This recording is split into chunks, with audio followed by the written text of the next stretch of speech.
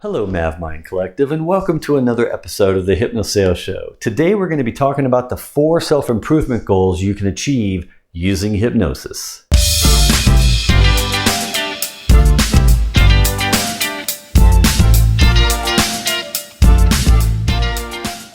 I'm often asked, Maverick, what can I use hypnosis for? If I want to do like some kind of self-improvement, what specific things can I use hypnosis for where it'll be effective? And maybe what things should I avoid using it where it's not as effective?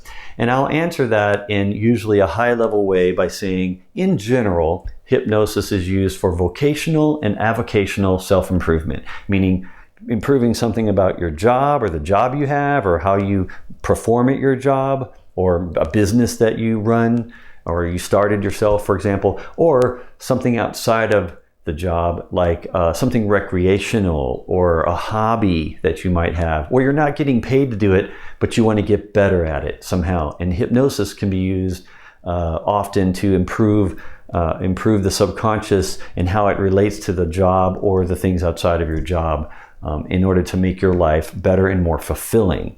So if you're going to reprogram your subconscious mind, it's going to be usually in these 4 different goal areas I have listed on the board. And if you're listening to the podcast, I'm just going to read these out and we'll talk about each one as we go. So the first one is you might want to eliminate bad habits that you have. Typically, you're going to start with one bad habit, use hypnosis to eliminate it. When you're done with that one and you get that one out of the way, there might be a secondary bad habit or a self-destructive habit or something where you can't seem to consciously stop that habit and you want to get rid of it. A good example, which everyone typically associates with hypnosis, is smoking, for example. Smoking is a habit. It's a self-destructive habit. People that smoke typically start for reasons that make sense when they start, and then over time they realize maybe I shouldn't smoke anymore, but they can't stop either because they have an actual addiction to it or they have a psychological dependency on it.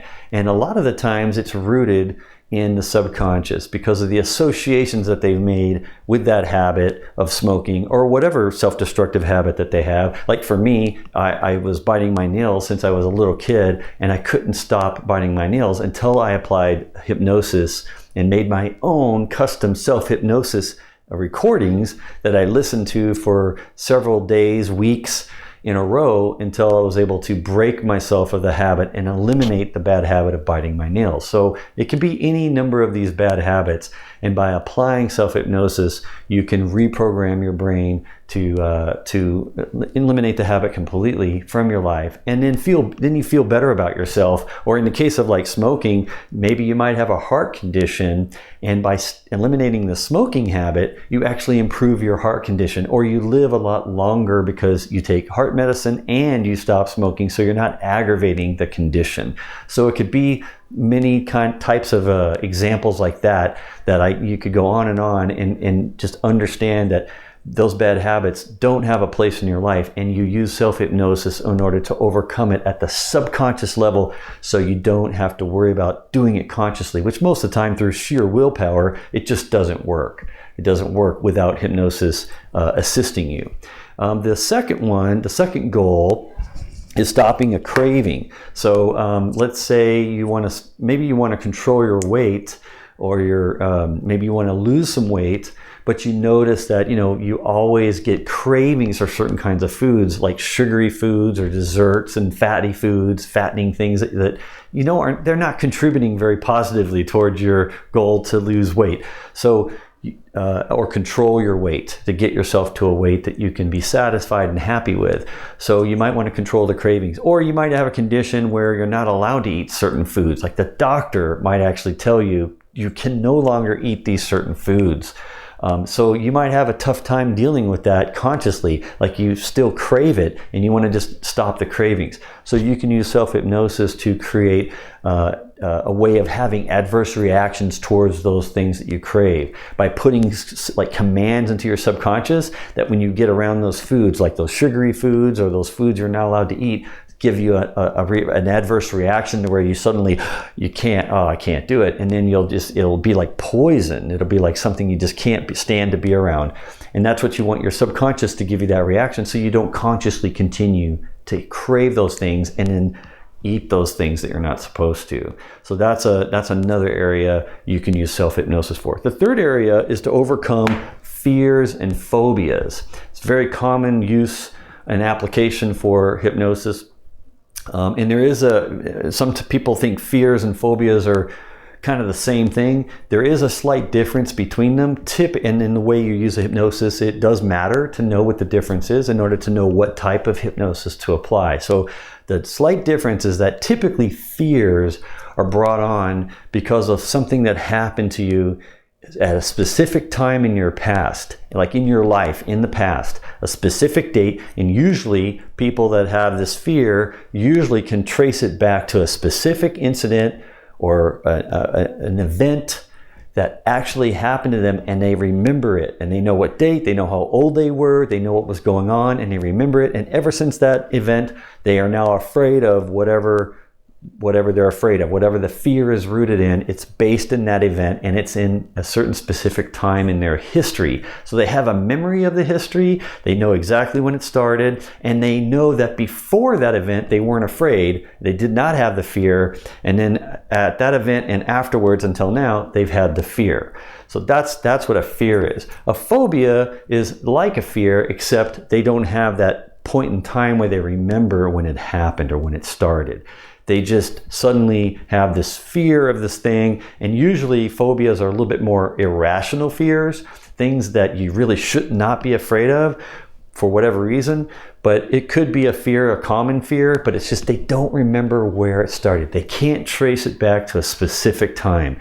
So all they know is they just don't like the thing, whatever it is that they are afraid of, and they have a phobia about it. And that's really the only difference. And the way you apply hypnosis is different depending on if it's a fear or a phobia. So you do want to make note of that. Do I remember when it started? Or is it just something that I just can't, I don't know when it started, but I know I just can't handle, I don't like spiders or whatever. You're afraid of spiders, or some people are afraid of horses or something. Usually it's animals or conditions or something. It could be any number of things that could be rational and explainable or irrational, and we have no idea why. We don't know when it started.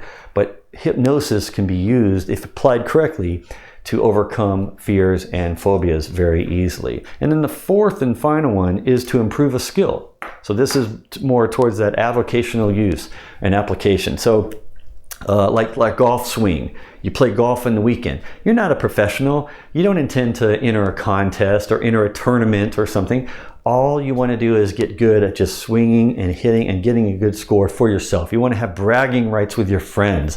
So you want to practice. So you can use self-hypnosis to actually improve your subconscious efforts of applying the swing, getting the perfect swing. So every time you go to practice, subconsciously, your subconscious is paying attention and improving the swing over and over again. And maybe even in your mind, in the back of your mind, where you're not even aware, it's practicing for you. It's analyzing your swing and making sure you get it perfect, so where when you actually go to play, you suddenly get improvement and you're like, wow, and you have no idea how it worked, because subconsciously it all happened in the subconscious when you weren't aware, as you're listening to the recordings, or you have a hypnotist hypnotizing you to put those commands in there to get you where you pay attention to the swing and be perfect. So that's an example of applying it towards a goal that you might want to apply to personally to improve a skill. You can also, of course, improve skills at your job too. Like maybe you want to become more efficient at typing, or more efficient at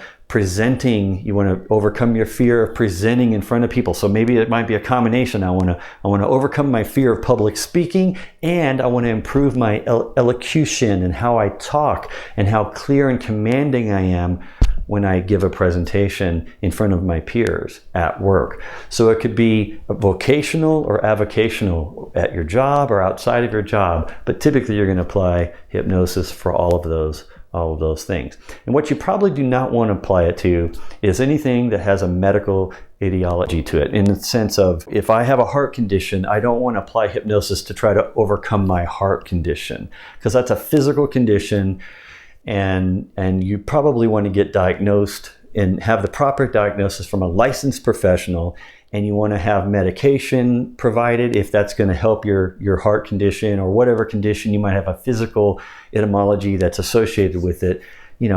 Go ahead and go to the doctor and get that professional help from that perspective. Now, you could apply hypnosis though towards how you feel about your condition. So if you want to stop being anxious about your condition, maybe you have this condition, it's a fact, you have it, doctors are giving you medicine, but it's not going to go away, and maybe you're anxious living with the condition, you might use hypnosis to help yourself become relaxed and not to get anxious about it, or to not get depressed about it. Like, you want to feel good about it and strong and confident in your life, even though you have this condition. So you can use it for how you feel about it and how you approach it, but you never want to apply hypnosis towards the trying to actually resolve the condition. If it's a medical condition, you do want to seek professional help and get professional diagnosis and have professional therapy or applications of medicine or anything else that they give you in order to overcome or help ease that condition in your life. And then use hypnosis for complementing it, is what I call it, complementing the condition just with your own,